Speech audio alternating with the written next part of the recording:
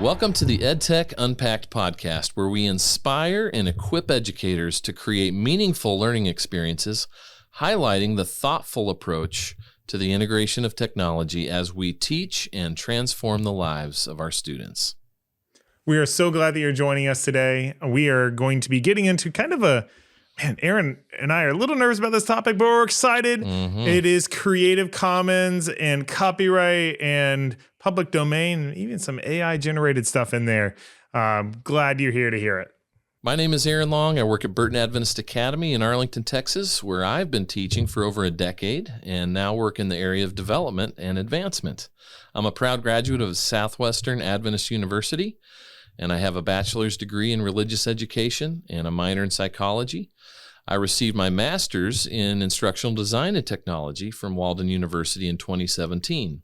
And I have a passion for leading and inspiring educators, especially in the area of the thoughtful integration of classroom technology. And I'm Desmond Suarez, and I work at Richmond Academy, where I have been teaching for over a decade. And I teach religion, social studies, computers, videography, and I'm a proud graduate of Southern Adventist University with a bachelor's degree in religious education, minor in computers, and I know I don't have the same education as Aaron, but it's similar, a master's in instructional systems and learning technology from the great Florida State University. And I love helping teachers and anyone fulfill their potential by finding the right tools to accomplish this. All right, Desmond, so before we dive in here, we have a disclaimer today, okay? This is our first episode with a disclaimer, but it's super needed because guess what? We are not professionals in the area of giving legal advice. So in no way is any of the content on today's episode meant to be taken as legal advice. It's called DYOR for a reason. Do your own research. However, we do hope to point you to some excellent resources that will act as a great point of research. But we are not giving or pretending to give legal advice. So again, do your own research. So Desmond, with that, let's unpack the tech.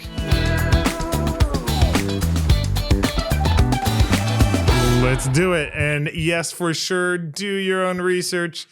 We are fumbling through this. Aaron, I want to talk about this because I have witnessed and I have talked to a lot of teachers who have no idea that this even should matter, or if they do know, they're just like, I'm not going to think about it. I'm going to cover my ears. I'm going to cover my eyes.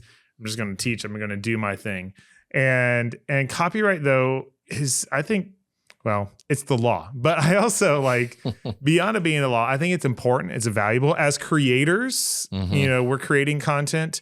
It matters. There's some kind of copyright structure that our parent organization, Adventist Learning Community, they have handled that for us. We don't have to worry about that. But as educators, we're producing content, using content in the classroom all the time. Aaron, when approaching instruction for your classroom, how have you thought about and approached copyright? All right, so I appreciate knowing this question ahead of time, but honestly, it wouldn't have changed my answer because you gave a good one earlier. As I told Desmond, it's an area that I'm extremely uncomfortable with, and I think that's a good reason for us to highlight this topic on the episode today. I think a lot of teachers are really uncomfortable with this, but then there's a lot of teachers who aren't and maybe should be. The reason I'm uncomfortable, and then I'll get to answer your question, I don't always remember the letter of the law. Now, I want to give a big caveat here. I actually teach a class at Southwestern Adventist University that covers the topic of fair use, Creative Commons, that type of as a portion, right? Yes, as a portion of the class. In fact, we usually only highlight it for 1 or 2 class periods. So it's not a major emphasis, but it's required under the TEKS to cover it. So we do. But I'm always very careful in the way I present it. Because I am not an expert in that area. And I actually, as a teacher, always have felt insecure. So you ask the question, how do you approach it? Well, I've always leaned towards only including original content in my presentations. Stuff you've created. Stuff I've created. So, and part of this is the marketing side too, that I really enjoy, graphic design and layout of material. And I'm like hugely opposed to stock footage and stock photography. I think it's just big disconnect, sometimes gets your point across, in the meme era, there's endless, just random pictures people look at all the time, and they can be funny. They can drive a point home, but I really heavily lean towards original content. Almost like as a letter of the law. Now, we will explore this today. And so if you're keeping your presentation within the walls of your classroom, that's a much more comfortable environment in terms of copyright law. However, you still need to know what you're allowed to do. And so for me, it's always been easier to say, you know what, instead of re-exploring the guidelines on this, let me just keep it all original. And when I do need something, graphics, I'm going to go to my Creative Commons sources that I know and grab from there. So it's all original or from the Creative Commons sources that I know.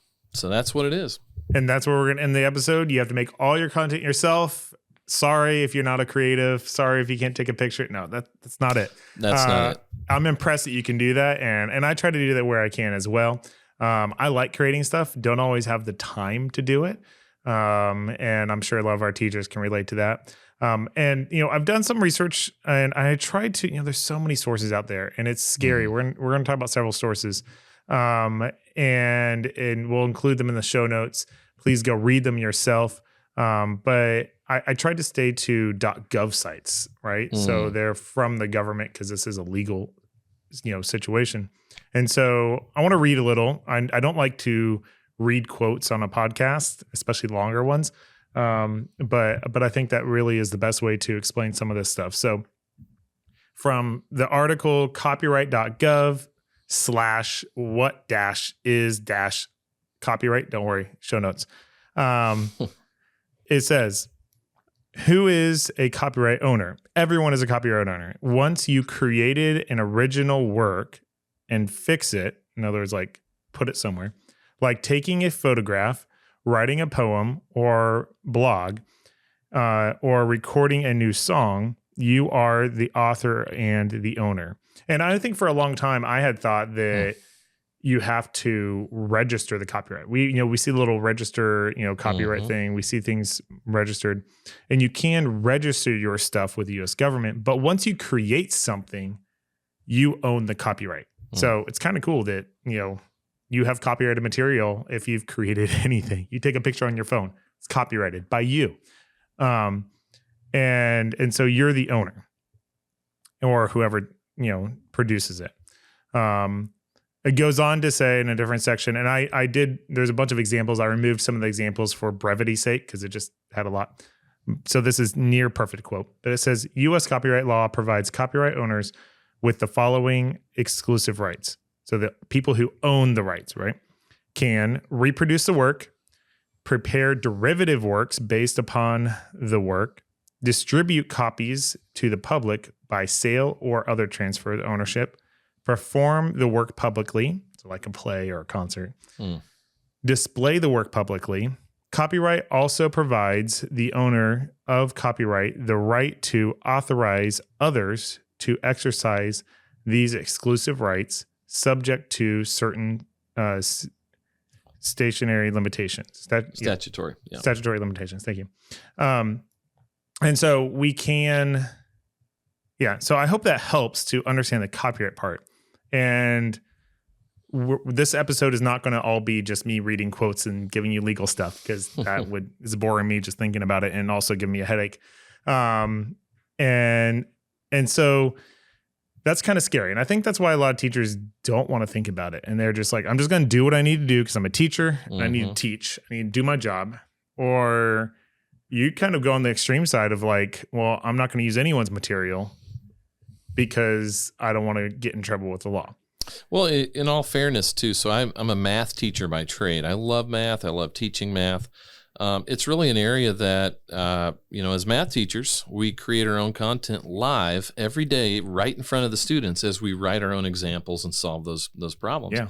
So I had the luxury, really, of not having to worry as much about it for the content. If I was a science teacher, a history teacher, I probably would have had to tackle this in a much more genuine way than I had to, because that wasn't my area of expertise. So in all fairness, I kind of was able to circumvent it largely. So I think that's notable. But I appreciate what you just shared.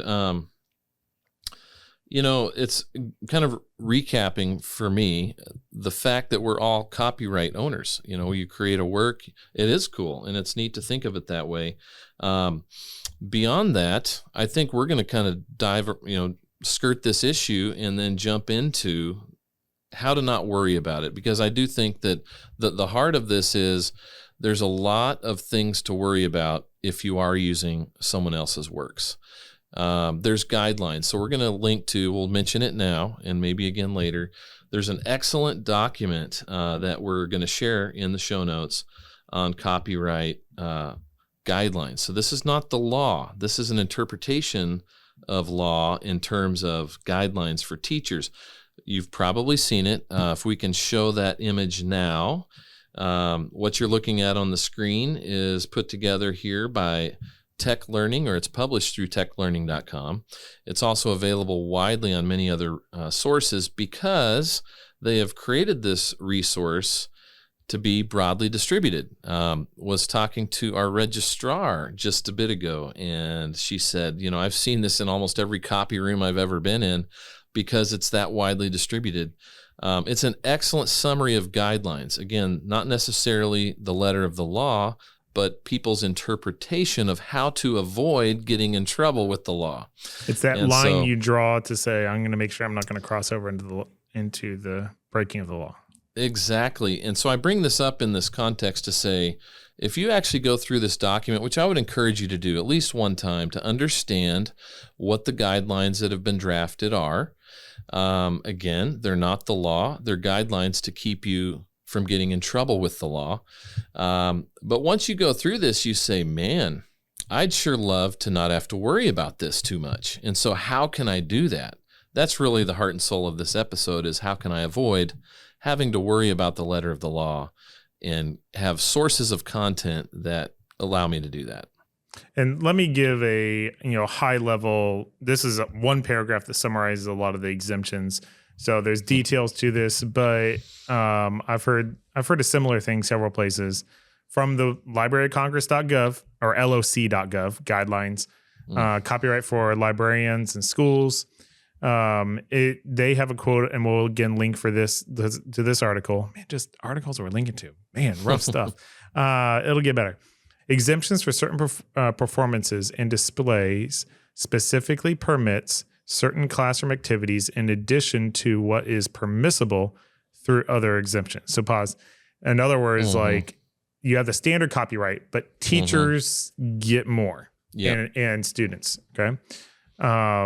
Students and instructors can perform or display a work in the classroom of a nonprofit educational institution in the course of face-to-face teaching activities, so long as the work was not unlawfully made. This can include reading a book for story time. Good, we can keep doing that. Acting out a play or watching a movie. So my understanding, my non-legal understanding, you can look at those specific guidelines, but if you are in a nonprofit educational institution, which most people are, if you're working in a for-profit educational institution, sorry, I can't tell you anything. Your material usage is a lot harder. Most educational institutions are nonprofit, so most of you should be fine. And if you're not, you should know. You can display and use it in the classroom. If you're doing it online, it's a lot more challenging. And there were some exceptions that were during COVID. I was unclear, and I didn't really find anything in my research preparing for this episode if they still existed, because everything was online. So they extended things for a while because everyone was teaching online. I'm just going to say I'm unclear on what that means today. I don't know if that works for online. And related to that topic, Desmond, I don't want to take this in a whole different direction, but something I alluded to in the opening here today, If you are displaying works or reading books within the walls of your classroom and it's not being published out on the web, there does seem to be a lot more leniency because it's a local sharing of the content and works within an educational setting for legally acquired content, right? When you go to publish things, and this is what has always, given me cause for concern, is I don't always know if I create a presentation and share it with my students via a web-based platform, such as Google Slides or any of the other many options. Or your LMS, Schoology, Google Classroom, Canva. That's right. So how much of a control do I have over that to not be further published, whether by a student or an accidental sharing where you make something public and it's meant to be private just for your students within your classroom. And so publishing beyond your educational setting, that really has been the biggest cause for concern for me. And so the highlight here in the course of face-to-face teaching activities that you just read, that's the qualifying statement. It seems to be. Yeah. And that's a summarization of a much longer government, document that I read parts of. Control or Command F, where you can search the document, helps you a lot. Yep. Excellent. And so if you're nonprofit, also my understanding is not playing things for entertainment. So you have that extra free period where you put on a Disney movie. I don't think you're allowed to do that. But if you're playing a movie, I have a couple films that I show as part of my instructional material that the film has a specific point. I don't do that often, but sometimes it's worth it. Then that seems to be okay. And also hopefully your school hasn't done this, but I've seen schools do it and people of our school has tried, but we have not, have a fundraiser where you charge people to come watch a movie. And we have bought special licenses where we can show a movie as a fundraiser, and we paid for that license as a school. But even in that license, it won't let us charge people to come for that. But that takes a special license to be able to do that. And so I want to highlight a term real quick before we get totally away from this, and that's fair use. Yes. So what we're really talking about here is the fair use of content in an educational, really nonprofit setting of content that is copyrighted. And so I think that's key to highlight, because a lot of times when we dig into this conversation, even though the focus today is Creative Commons, which we're going to get to, I promise, it's also starting with the framing of copyrighted material. What is copyright? And what is fair use? What allows me to use copyrighted content in an educational setting? So for those of you that are just digging into this maybe for the first time, fair use is what allows you to teach and not have to worry too much as long as it's within the confines of your classroom. Yes. And so the question that maybe we should ask in every episode is, why does this matter? Why do I care? And I think there's a few key reasons. As teachers, we're modeling. Right. And so we're telling our students, how to act, what to do. And if we're just going and grabbing material that we might be able to use in our classroom, but isn't able to be used in other sources, then they might do the same when they get into their professional world. And then they end up, messing up copyright. And there's some real ethical things there. I think copyright matters. Is the law perfect? No, I'm not going to rant about that today. It's very much not perfect, but what it does allow is, I'm glad that when I create something, I get to choose who gets to access it, how it gets to access it, if I can make money on it or not. And I think that's pretty cool. But, we want to talk about a few different options, because once I said earlier, everything is copyrighted once you take it, once you use it, once you create it. But it doesn't necessarily stay that way. Part of the law that we read about says that it allows a copyright owner to transfer it. So you can sell it, right? And so, we are sharing our copyright and the creation of this with our parent organization, Adventist Learning Community. And so, we have agreed to share that copyright with them. And that's an agreement we've come to. So we've transferred that to them. But also there's public domain, which simply means anyone can use it. You just, the copyright owner either needs to say so, or if it's old enough, if it's past a certain amount of time, then I think it's like 1926 or something like that. I think you might be right. Disney kept extending it longer. It's a really long time. Steamboat Willie. We can play a clip now. I don't know if we will, but we can. We shouldn't. And so you're allowed to, if it's old enough, it's a public domain. Also, a really cool thing, like a lot of images and content created by the U.S. government, since we've already paid for it as taxpayers, they've put into public domain. So one of my favorite sources, and I'll show you this in a little bit, is NASA's website. Any picture that NASA takes, not someone else takes, but any images that NASA produces or creates are in public domain. Full res download from their website. You paid for it as a taxpayer. Anyone can access it and use it. Beautiful space. So when you go to teach about space, get the most beautiful images you can imagine. It's pretty cool. Also, AI. AI is so new. But my understanding is, and this is changing, an AI generated work cannot be owned. Now, if it's modified, updated, changed in some other way, then I understand it can be, the derivatives could be owned, but the work itself cannot be owned. But also parts in it, because they get their source material from somewhere, those could be owned. Mm-hmm. So, yeah. Creative Commons, though, that's the one we're talking most about. There's a whole bunch of other licenses out there. Some of the free websites have their own licenses that are very similar. But Creative Commons is really a cool thing. And I love to teach my students about this and encourage them to use it. I have assignments where I require them to create presentations using Creative Commons. And they always want to make it like, find an athlete or a Nike ad and put that in there. And it's like, you can't, because that's not Creative Commons. Or a video game, something like that. But you can go to creativecommons.org and please do that. Like, that is the most important source to go to today. Go to creativecommons.org. Let me read from their homepage. Last quote, I think. Can I promise that? I think it's the last quote. Last quote. It says, Creative Commons licenses give everyone from individual creators to large institutions a standardized way to grant the public permission to use their creative works under copyright law from the reuser's perspective.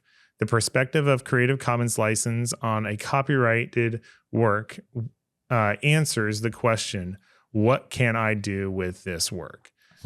And so it's cool because if you, and this can be applied to really any media that's created. So images, music, video, course materials. We'll do another episode on open educational resources. And so when you create something, maybe you've seen it somewhere, but like, let's say that you take a beautiful picture. You love this picture. You want to share it, whatever. So you put it on your website. Putting it on other, like I was going to use Instagram as a thing, but actually when you put something on most social medias, that gets complicated because I think they kind of partly own, I'm not going to speak to that. Neither am I. It's really confusing. But if you put it on your own website or put it somewhere, you can tell people what they are allowed to do with it. And so you can say, that it must be let me share my screen right now, actually, so you can see these licenses. Okay, so the first one is it allows you to, this says that they have to give credit to the creator. So like you can use this song I made, but you have to say who made the song. The share alike is kind of interesting. You can say whether they, not only do they have to give credit to this one, give credit to the person, but they also then have to share it in their similar license. So if I make a song that someone samples, they can sample it, but now the new creation has to also be shared alike. They have to do the same license. Or you can also do non-commercial. So you can say, and you can choose whether you add these attributes or not. So the non-commercial, and I'm talking from the perspective, if you are creating something, you can put this license on your stuff. So the non-commercial use would be like, I've created this song. I'm okay for anyone to use it in their home videos, their, fun videos they're not making any money off of. But as soon as money gets involved, then they have to contact me and license it. So if you're doing it for work, or you're doing it like you're a YouTuber and you're creating cool, fun videos, you can use these. But as soon as you start making money on it, now you have to work some kind of agreement out. And then you have, whether you can say whether you can combine those together. You can tell whether they can make derivatives or not, adaptations. So maybe they can use the whole work, but they can't make derivatives of it. Maybe you have a selfie of yourself and you don't want them drawing a mustache or something on you. You want to have a little more control over that. So it's, or you can just say CC 0, Creative Commons 0, and that's public domain. Anything you want, you can do. And so as a content creator, this is kind of fun because you can, if you want people to use and share and put your stuff out there, you can, put whatever, domain you want, or whatever Creative Commons license you want, and let people use it.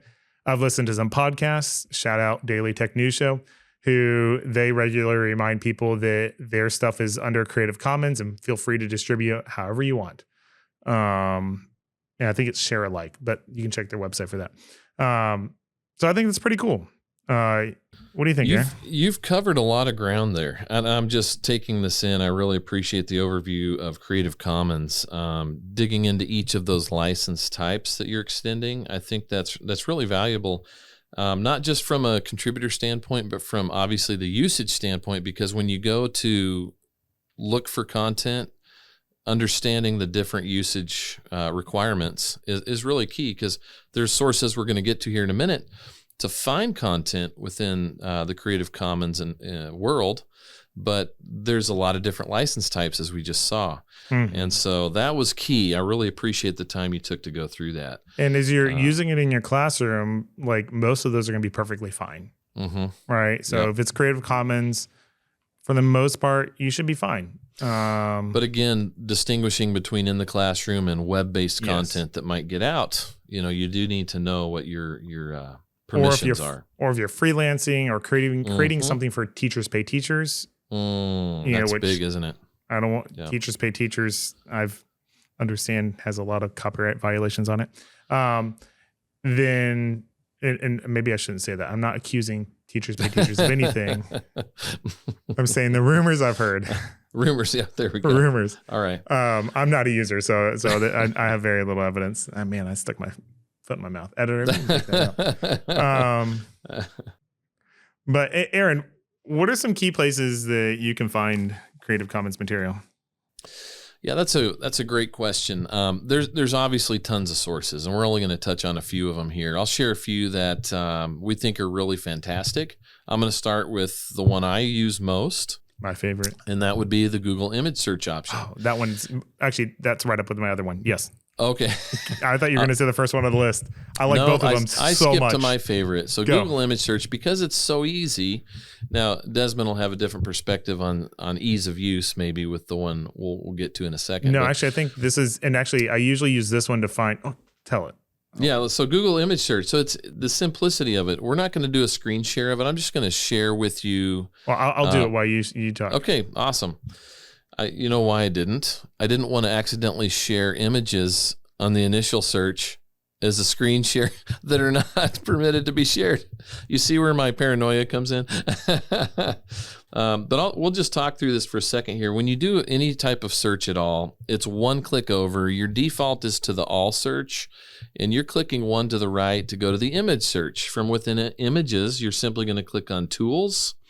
And when you click on tools, you get a new set of drop downs. One of those is usage rights. And so you're simply toggling from not filtered by license, which is the default, to Creative Commons licenses. Or there's a third option for for commercial and other licenses. But obviously for today, we want to talk about Creative Commons licenses. So it's very simple to toggle. And then Google's going to filter your search results to Creative Commons licensed content. Super easy. Now, obviously, you're not going to have as diverse of results within your image search, but what you know is that these have been verified as Creative Commons licensed images. And so for that reason, it's quick and simple, and as big as this database is, usually you can find something that's usable, even if it's maybe not quite as good as the image you don't want to go out there and buy for the usage rights. So keep in mind, this is free, and it's quick, and it's easy. So that's my favorite. Desmond, you're so excited there. I feel like I should let you say the next one that you thought I was going to say. I was pulling up. I was demonstrating. I just searched up dogs, and then I switched over to Creative Commons license. And I do want to say that it's caught me before. If you modify any of it, if you modify the term, you put you do like dogs or with brown dogs, then it's going to remove that selection. You can't like fix it on, so you have to go back and put it every time you modify the search. But actually, the one that I usually use, or not, this is one I use a lot. So maybe this is the one I use most. The one you just shared, Google Images, and I love it because it also like directs you to so many other sources. And I found so many sources through using Google Images, turning Creative Commons on. But another one that I like is, and I'm actually going to get there through the same tool, is Wikipedia. So Wikipedia gets a lot of flack for the text, right? For the words, and educators are terrified of Wikipedia. I don't think we need to be as scared as we often act. But for personal use, so you might not let your students use it, but Wikipedia often has like a good, solid mainstream answer for you, right? But it also often has the best version of an image. So you want to find, I don't know, we're going to later look at Mars. So you look up Mars Wikipedia, and it's going to have like, this is probably the definitive picture of Mars. And you can feel confident that this is a good picture of Mars. It gives a little summary down here. This doesn't have a lot of information. And it also has, it has the Creative Commons BY 2.0. So if I click on that, it'll actually take me to the Creative Commons website and say that I'm free to share, adapt, but I need to attribute. And there's no additional restrictions. So I could sell this image. I could actually say where I got it from and then go and sell it. And I'll say this, even though Google's my favorite, I only say that because it's, we're all used to Google. Mm-hmm. It's like right in the flow of my day. It doesn't take me doing anything outside of the ordinary. However, I do love the wealth of information surrounding the Wikipedia. I've not found the search in Wikipedia to be as strong as like Google Images. And so that's why I often will use Google Images to find Wikipedia images.